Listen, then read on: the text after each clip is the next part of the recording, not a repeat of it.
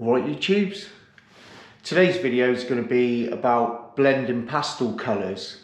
I don't know about yourselves, any of you painters that may be watching.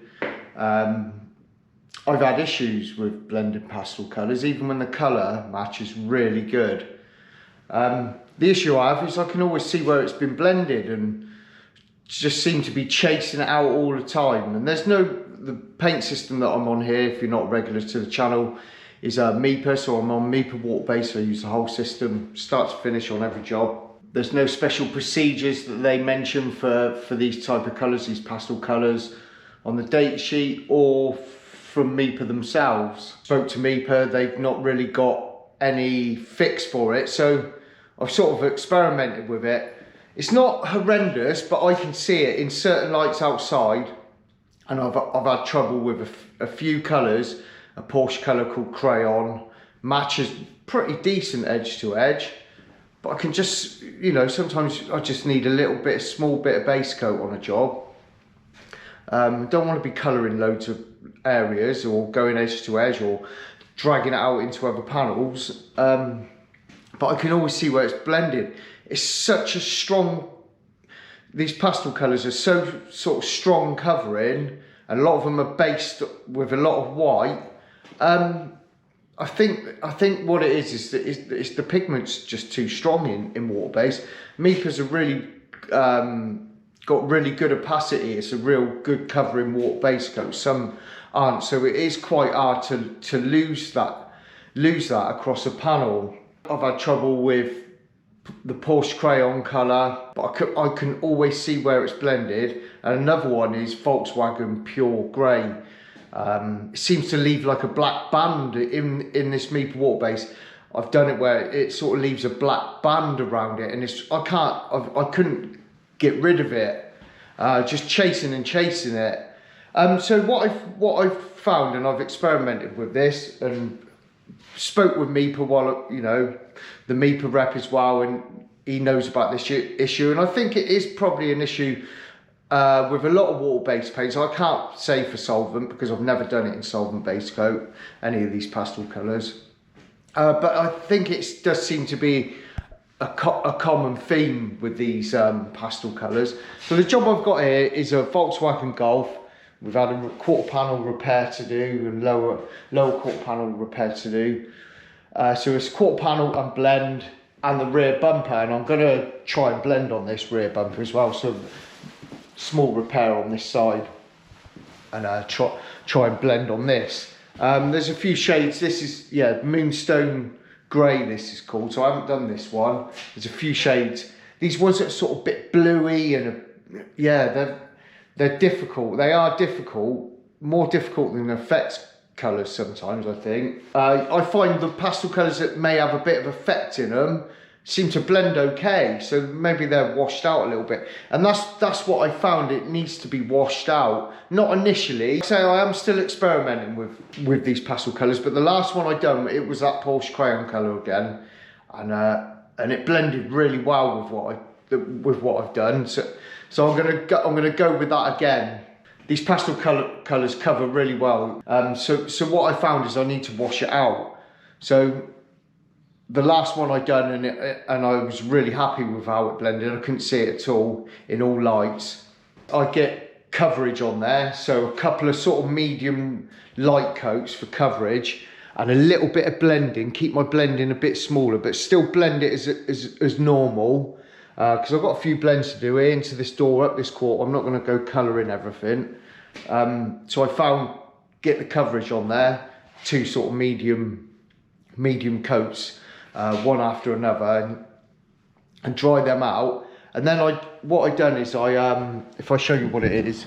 So what I do is I use the base coat binder, which is used for the 3-stage pearls, for the pearl application, and like the candy colours and all that. So it's, you know, a transparent base coat, and I just mix it 50-50 with my colour, and just wash it out, get that pigment washed out a little bit, so it's a bit more transparent, and that seems to do the job.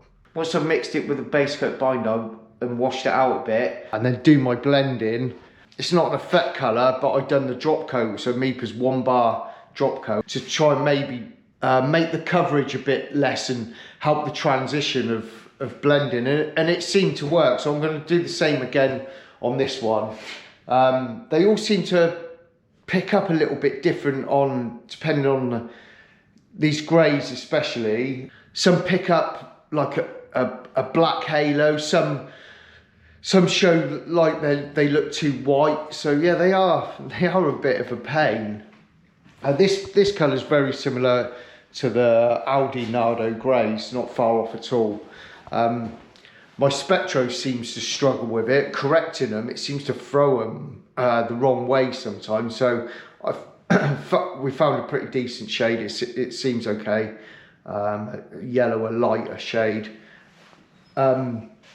With these as well, you know, they can look quite good in certain lights, colour matching. Then others, they look absolutely miles away. So they're trouble to match, and they can be trouble to blend in water-based as well. So spray guns I'll be using on this job are going to be Satajet X's, and for the base coat it'd be Satajet X HVLP with a 1.2i setup, and then for clear coat it'd be Satajet X RP, and that's got a 1.2i setup as well.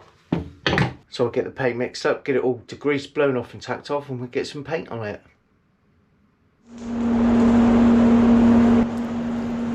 Alright YouTubes, how is it? How are we all doing? Hope you're all well. Thanks for tuning in. Start off with a little bit of spot sealer over some little breakthroughs. Really handy product, this little aerosol spot sealer. Super smooth, don't have to flat it. It's like an invisible, transparent, wet on wet in a can. So I prefer using that than mixing up wet on wet or sealer for my jobs. If I can avoid it, I will avoid putting wet on wet over painted panels. I like to prep them well enough that they don't need it, and just fill in them little breakthroughs with some of that spot sealer. So yeah, works really well. So yeah, pastel colours. I've had some trouble on this paint system with them. Like I said in the intro, not really any info from Mipa about it. I don't know why they didn't really know anything about issues with it. I seem to have highlighted the issue with the rep. Maybe it's just me, maybe it's my painting style, I don't know. But yeah, after speaking to the Mipa rep about it and saying that I've had trouble, the most common one I've done it, like I said, is that Porsche crayon colour, and I've done a few of them now, a few of that Porsche colour, and yeah, mixed results with it. So I spoke to the Mipa rep about it, and he said he'll have a go and see what's going on with it. And he painted their demo panels. I think it's like a quarter panel and a door that they've got on a stand, and he painted it in the crayon colour. Then he used the exact same paint after he painted it, clear coated it. He used the exact same paint to do a blowing on it, and he said yeah, he could see it. He could see it in the booth, and he could see it outside. So yeah, after a few discussions with him, and I spoke to him about maybe adding the transparent base coat, the binder base coat for the pearl coats, maybe mixing some of that up. We both agreed that the pigment's really strong in it, and we both agreed that it needs diluting. And I suppose with solvent base coat you could over thin and do lighter coats. You can't really go too mad with water base. With the over thinning part of it, it can cause some issues with the way it lays down, and it can separate and stuff like that. So didn't really want to go down that route of trying to over thin it, so we thought this would be a good solution, and it seems to work. I have noticed, well, I watch videos of other paint systems in water base that seems to be a bit of a theme to make it more transparent. And yeah, I've got some good results from it now. So I was always a bit dubious about these pastel colours. Like I say, I've had jobs that I've not been happy with, and they haven't, you know, they haven't been picked up by customers or nothing. But I don't want to be putting jobs out there where I'm squinting and thinking, oh, I hope they don't spot that. That's not the way I want it to look right. And yeah, these pastels just, they're a funny old game, these pastels. The colour matches can be really good, and still have issues with it being seen. Worse than effect colour. So the worst one I had was Volkswagen Pure Grey, and it was on a transporter van. So you know, you've got a big flat panel. I was painting a door and a side panel on it, and it was only small repairs down the bottom, but obviously clear coating the whole panel. And there's no way I wanted to be putting base coat over all of that or blending into adjacent panels on a small repair. So yeah, I needed to find a solution for it, and like I say, there was no fix for it really in this paint system. So it has been a bit trial and error. But yeah, the Pure Grey, sort of a bit more of a darker looking grey, quite a lot more black in that one, and that just seemed to leave just a black band in the overspray part of it. When you get pure colour down, pure film, you know, wet film of colour, that looks fine, the actual colour, but it's where it sort of starts fading out, and it's lighter, the lighter coating of it, yeah, just looked black. It was bizarre. And I was like, from something that was just a small little area to colour, I was chasing it all over the panels. Every time I tried to blow more on, it just left a shadow past the bit that looked coloured. It just left a shadow every time. Yeah, it was really annoying. That was one of the first sort of pastel colours I'd done on this system, and yeah, from then on I've sort of, every time someone comes in with a pastel colour, I was in two minds whether to try and get out of taking the work on. But I don't want to be able, you know, I don't want to be in that position where I'm avoiding stuff. I want to be able to take on any type of work really, you know, within reason. So this worked out well, this fix. Right, so that's the base coat on there, and yeah, just check the colour. So I don't know if it shows up too much on camera, but to me, here, you can see that colour. It looks out. That colour looks out to me. I know it's prepped area, so it's a bit more difficult to identify. It hasn't blended in too bad. I've had worse than this, to be fair.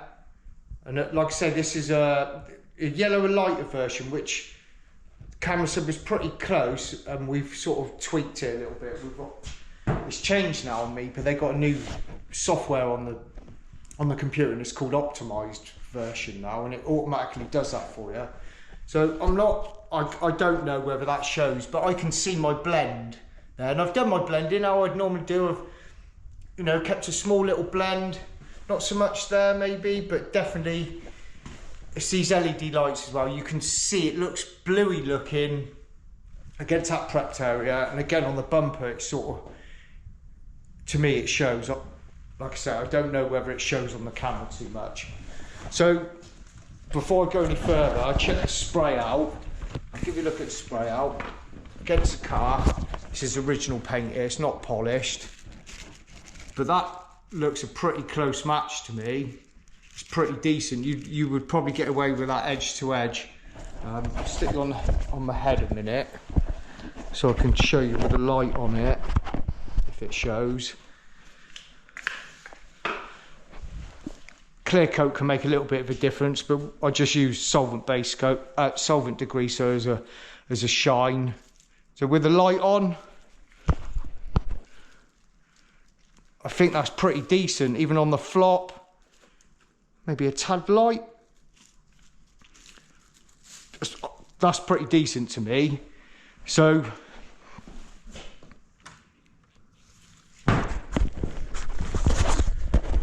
now the paint that I've got left, I'll go through it now. We're gonna weigh out what I've got left, and then mix up some of the transparent binder. 50-50, like thin that out first and then add that to it, add the paint to it, mix it together, and then we'll come in here and do some blending. And I'm just going to blend into it in the blend zones really with it and see what it looks like instead of going over the whole lot again. So I use it as a blender. Let's get this tape back up. So I'll take a pot, put a cap in it. It hasn't got to be 100% accurate, but I'll get it somewhere near. This is how I've done. I've only done it once, so this is how I've done it. Take a pot, put it on the scales, zero it.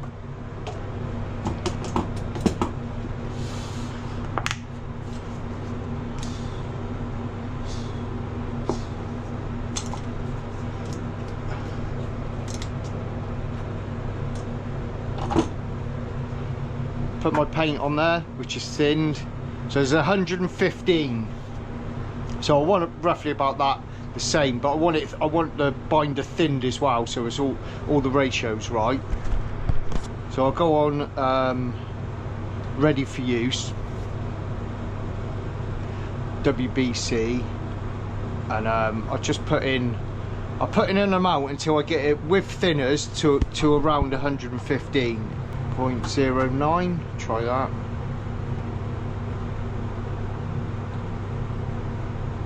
So bang on, that is 0.09, so it's 97 of water base coat and 18 of water thinner, and it gives me 115.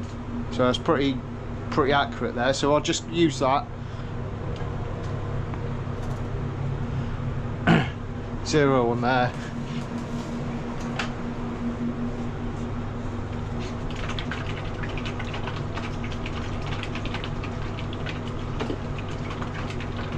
I may as well do it as under mixing, to be honest with you. So click mix in.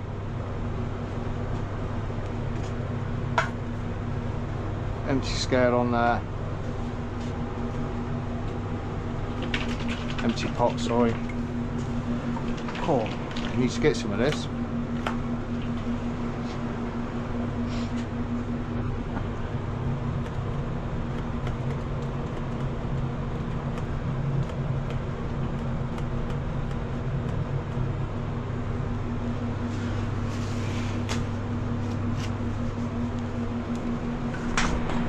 Base coat blender.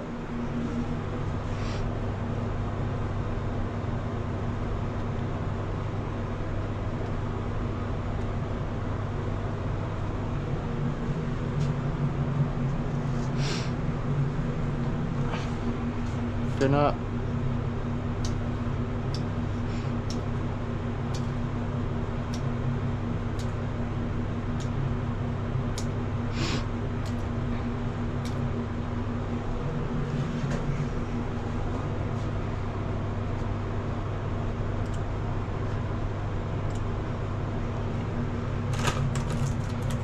Give that a stir up. I know there's going to be oddsies left in there.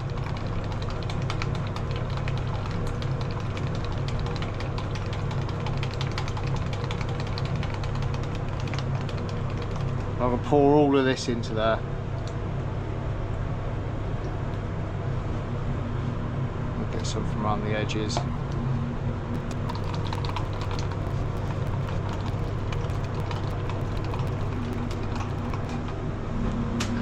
That's it, new pot.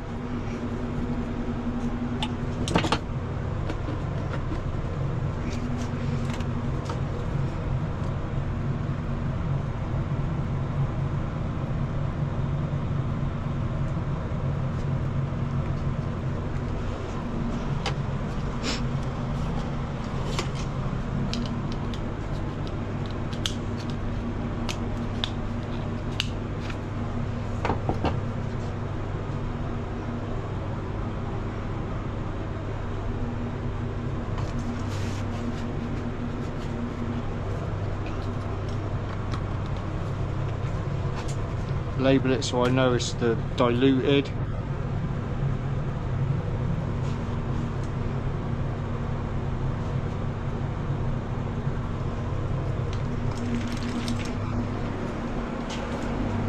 Now we'll blend it.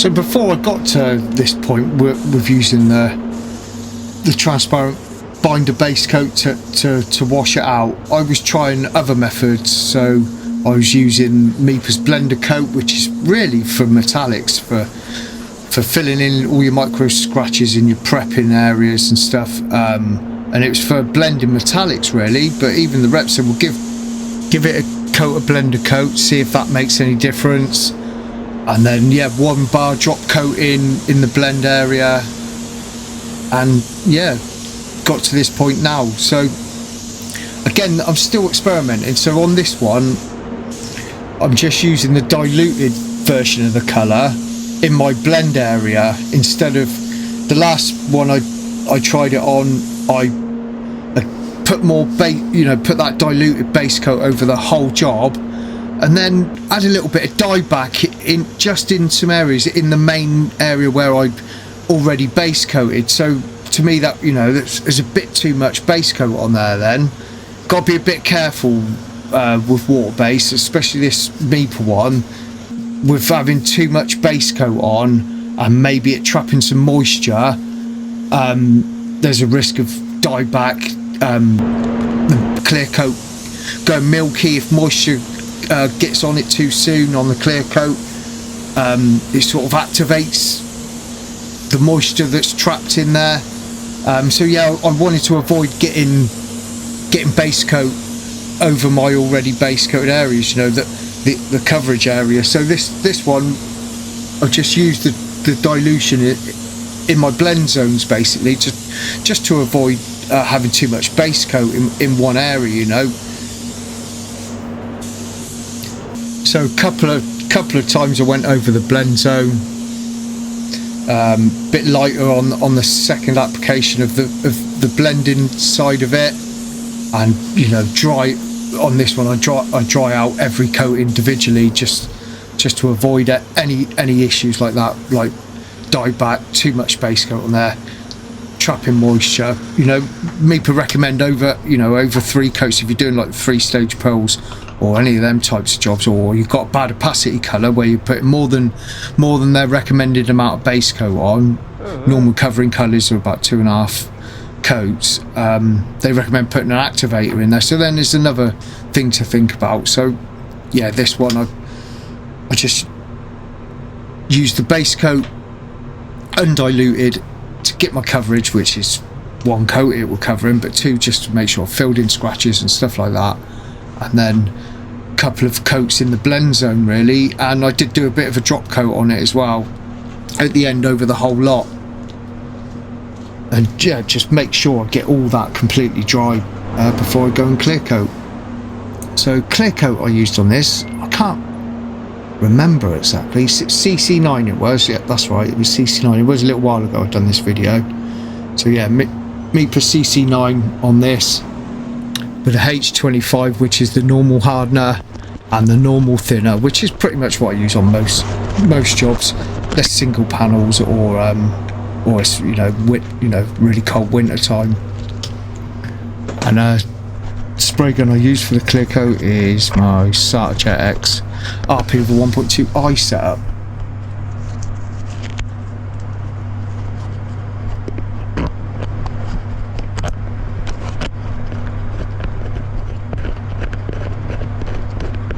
Look like a fucking chuckle, brother.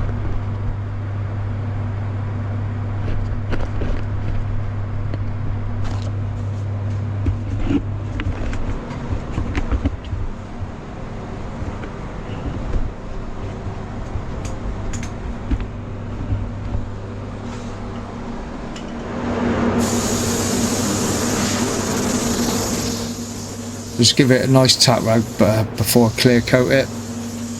One good thing about this Mipa water base is the transition between base coat in blending areas, stuff like that. It's really smooth. It's a real, once it's dry, it's a really smooth, silky smooth base coat, and that's one of my favourite things about it, to be honest with you, because it doesn't have barely any effect on my clear coat finish.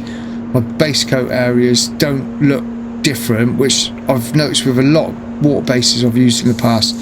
The base coated area, and especially if you've had to do a bit of over blending, a bit more blending than you would normally, you'll get a little bit of shrivel back and dye back in those areas compared to where it's just clear on clear. But it almost looks the same, the clear on clear parts and the base coated and blended parts. There's no variation in it, so I really like that about this system. It does look sort of textured when it goes on there, but it dries really smoothly. The telltale sign is when you run a tack rag over it is I've had it before, you know, where you've been doing tricky metallics, you've been blending a fair bit to try and lose stuff, then you run your tack rag over it and you can hear it and feel it on the tack rag like a real rough zone. But yeah, it's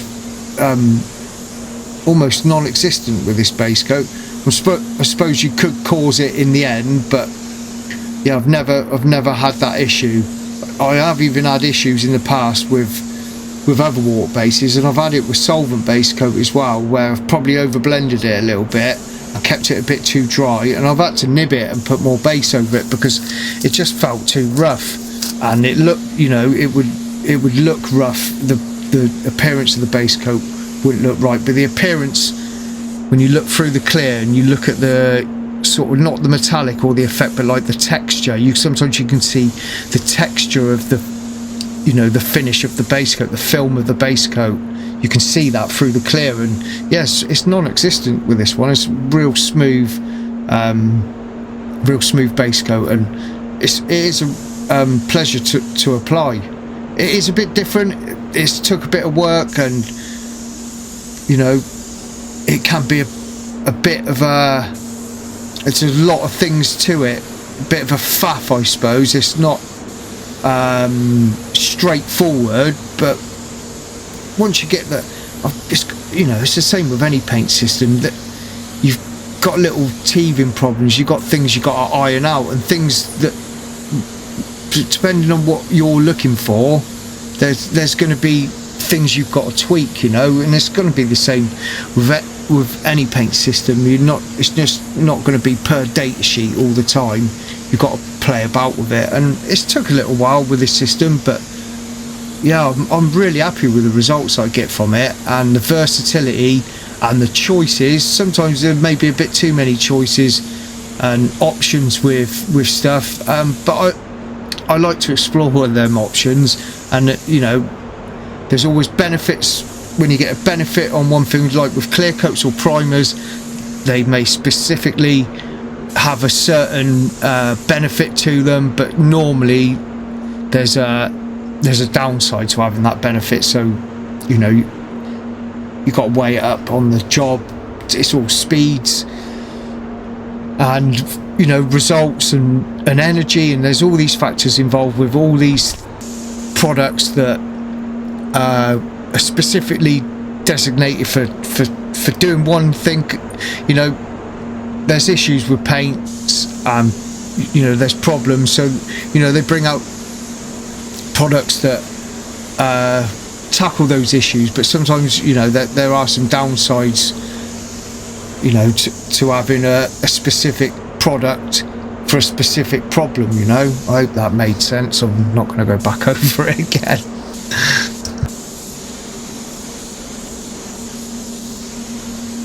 So normally, doing like a whole rear bumper like this, I don't really, you know, blend on bumpers. Bumpers are always out to a car. There's not many cars you come across that the plastics aren't a different shade to the vehicle. So, you know, I never see much point in doing if I'm painting a whole bumper, to be blending to keep colour away from one side, because the colour's normally out anyway. So I don't normally do that, but on this one, because I'm so dubious about colour matching and the way these pastels can look different in different lights, even to holding it, you know, spraying something out and holding it up to it, it may look alright, and then you get it outside at an angle, looking down it from a different angle in the sunlight and in the shaded light outside, it can look wrong. So on this one, the bumper on the side I just clear coated, it looked all right. It, you know, that's how it was. So I thought I'm just going to leave that how it was and not get involved with me putting colour up there. There was a tiny little sort of little mark on the edge, right on that edge of that wheel arch on this side now, and I just blew that in, and I just kept it there so the colour on that side, it marries up with the tailgate a bit and the quarter panel. And I thought if I keep it all as it was, then, you know, if it sort of shows that it is a bit out, because they are a little bit out anyway, I've kept the original colour there, so I've sort of covered my arse really. That's why I've done it.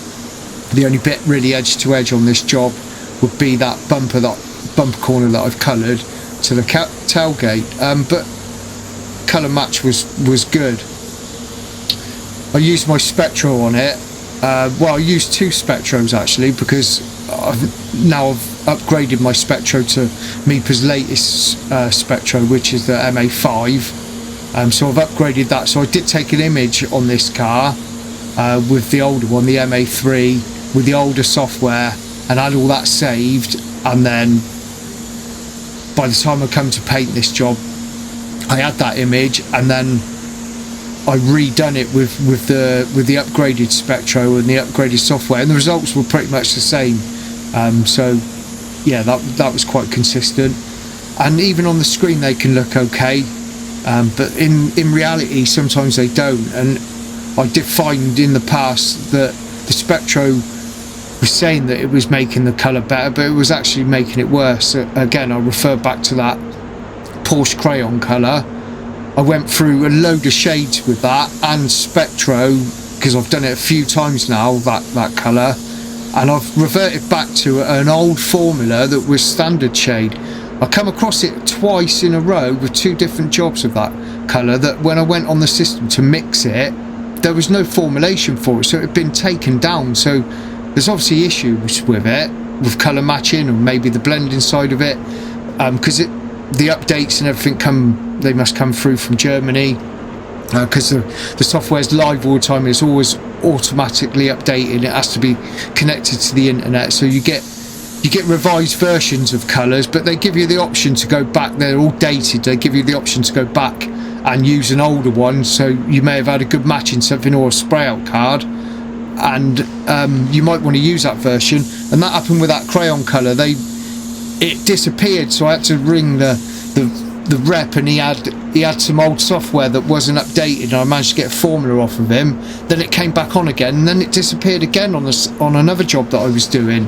So they're obviously correcting it, and just on the standard shade alone, there's about 4 different updated formulas of it, and even a tinter has changed in it. And yeah, so that wasn't helping with me trying to get that colour to blend right, and having a decent shade of it, and having spray outs of it, and then updated formulas. It was just, it was sending my head in a pickle. And in the end, after I've pretty much done every shade of that crayon colour on the system, and I've reverted back to the original standard shade, which was the first formulation they'd done of it. The improvements or the updates of the formulations of the same shade don't match as well. So, you know, and same with any blending, yeah, that's how you're going to get seamless colour matching, by blending. That's the only way really, is to get an invisible colour match, is to blend it. But to help with your blending and, you know, get a really good seamless blend, you want that colour match to be as close as possible. So after a lot of fannying about with that colour, my go-to shade on it now seems to be the original standard shade that they brought out for it, and the updated ones didn't change. So, you know, these other variables come into play, and I think it'd be the same on most systems, that they do, you know, they revisit formulations to maybe try and improve them, or, you know, they must collect data from people having issues with colours, certain colours, and they revisit them. And as well, some tinters start getting replaced over time on systems. They bring out a new version of a tinter which has got slightly different numbers, but it's classed as the same sort of colour tinter. And yeah, that's another thing they throw into the mix to help you out. So there we go, coming to the end now. thanks for watching, really appreciate it, and we'll see you again soon. Look after yourselves. Have a little check, I think it's all alright.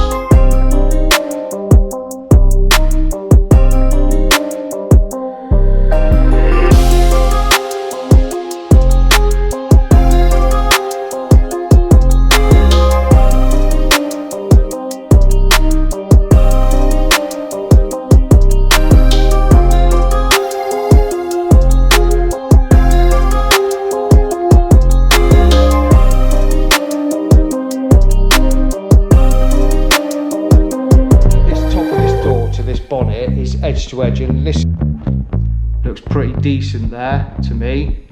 Shame